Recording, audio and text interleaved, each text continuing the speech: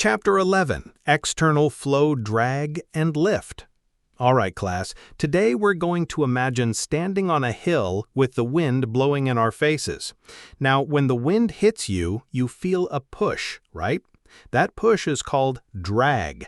But sometimes, like when you fly a kite, the wind also helps lift something up. That's called lift. And today's talk, we're learning about how air and water push or lift objects when they flow around them and why engineers really care about these forces. Let's start simple. Imagine sticking your hand out of a car window when you're driving. You feel the wind pushing back. That's drag. Now, tilt your hand slightly like an airplane wing, and you'll feel your hand rising a bit. That's lift.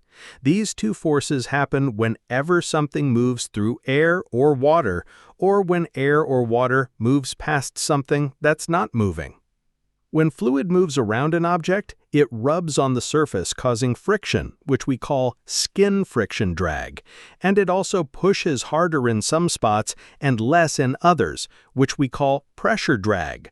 The total drag is just both of these added up. A smooth shape like an airplane wing has low pressure drag but some skin friction, while a boxy shape like a bus has lots of pressure drag. That's why cars and airplanes are designed to be curvy and sleek to cut through air more easily. There's a magic number called the drag coefficient that tells us how much drag an object will feel depending on its shape, speed, and the air or water around it. We can measure it in wind tunnels by blowing air over cars or airplanes and using sensors to feel how much they get pushed. Then we have something called flow separation. Imagine pouring water over a spoon. At first, the water sticks to the spoon, but then it breaks away and makes swirls behind it. This happens when the fluid can't follow the shape of the object anymore, leaving a wake behind it. This wake causes low pressure and more drag. Smart engineers try to make objects like cars and airplanes so smooth that this separation happens late or doesn't happen much, reducing the wake and saving energy. We also talked about how moving smoothly in water or air makes a big difference.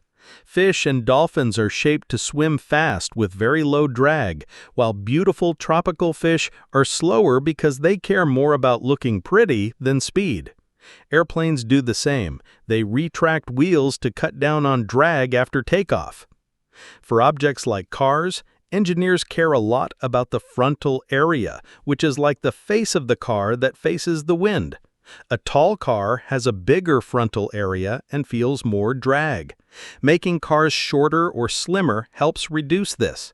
That's why modern cars look lower and smoother than old boxy cars from the 1920s. Finally, we studied the flow over flat plates. When fluid first touches a flat surface, it slows down right next to it and forms a thin, sticky layer called the boundary layer. Near the wall, the fluid moves slowly, and away from it, it moves faster. This affects how much drag we get from friction.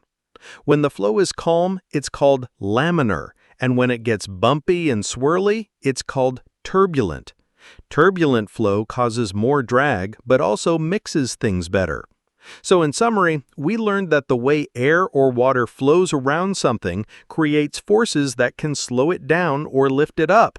By making things smoother, slimmer, or better shaped, engineers can make cars go faster, airplanes fly more efficiently, and even wind turbines spin better. It's all about understanding how invisible forces from fluids can push, pull, or lift everything around us.